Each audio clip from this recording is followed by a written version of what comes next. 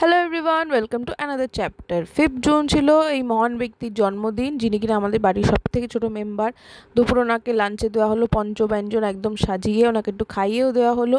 তারপরে বিকেল হতে আমি গেলাম ওর জন্য কেক আনতে। কেক আনার পর ভাই এবং আমাদের বাড়িতে একটা বোন এসেছিলো, ওরা দুজন মিলে বেলুন ফোলালো, আমিও ফুলিয়েছি। তারপরে আমরা ভালো করে ঘরটা ডেকোরেশন করলাম। অ্যান্ড তারপরে আর একটু বেলা হতে আমি চলে গেলাম রেডি হতে, অ্যান্ড টুক করে রেডি হয়ে গেলাম। সিনু বলেছিল অরেঞ্জ কালারের কেক আনতে, ওর জন্য একটা কেক আনলাম। তারপরে সিনুর বন্ধুরা আসলো, ওদের সাথেও কিছুক্ষণ খেলাধুলা করলো।